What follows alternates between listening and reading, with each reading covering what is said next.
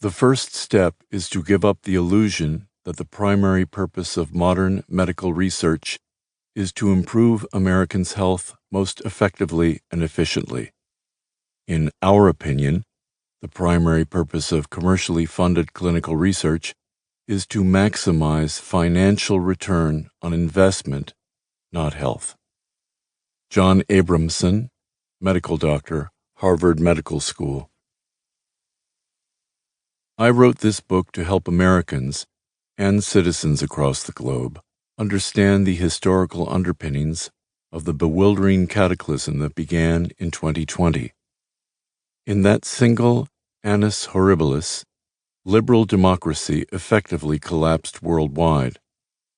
The very governmental health regulators, social media eminences, and media companies that idealistic populations relied upon as champions of freedom, health, democracy, civil rights, and evidence-based public policy seemed to collectively pivot in a lockstep assault against free speech and personal freedoms. Suddenly, those trusted institutions seemed to be acting in concert to generate fear, promote obedience, discourage critical thinking, and herd 7 billion people to march to a single tune, culminating in mass public health experiments with a novel, shoddily tested, and improperly licensed technology so risky that manufacturers refused to produce it unless every government on earth shielded them from liability. Across Western nations, shell-shocked citizens experienced all the well-worn tactics of rising totalitarianism: mass propaganda and censorship, the orchestrated promotion of terror, the manipulation of science, the suppression of debate, the vilification of dissent, and use of force to prevent protest. Conscientious objectors who resisted these unwanted, experimental, zero-liability medical interventions faced orchestrated gaslighting, marginalization, and scapegoating. American lives and livelihoods were shattered by a bewildering array of draconian diktats imposed without legislative approval or judicial review, risk assessment, or scientific citation.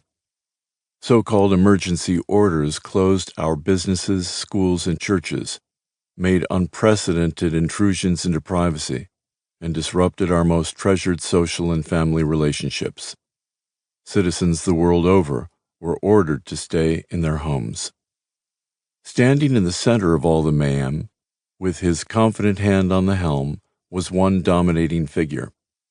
As the trusted public face of the United States government response to COVID, Dr. Anthony Fauci set this perilous course and sold the American public on a new destination for our democracy. This book is a product of my own struggle to understand how the idealistic institutions our country built to safeguard both public health and democracy suddenly turned against our citizens and our values with such violence. I am a lifelong Democrat whose family has had 80 years of deep engagement with America's public health bureaucracy and long friendships with key federal regulators, including Anthony Fauci, Francis Collins, and Robert Gallo.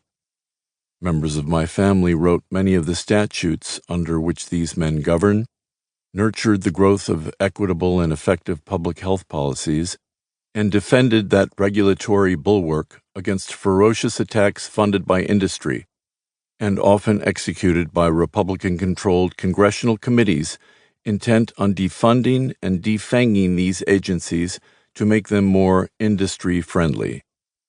I built alliances with these individuals and their agencies during my years of environmental and public health advocacy. I watched them, often with admiration. But I also watched how the industry, supposedly being regulated, used its indentured servants on Capitol Hill to systematically hollow out those agencies beginning in 1980, disabling their regulatory functions and transforming them finally into sock puppets for the very industry Congress charged them with regulating.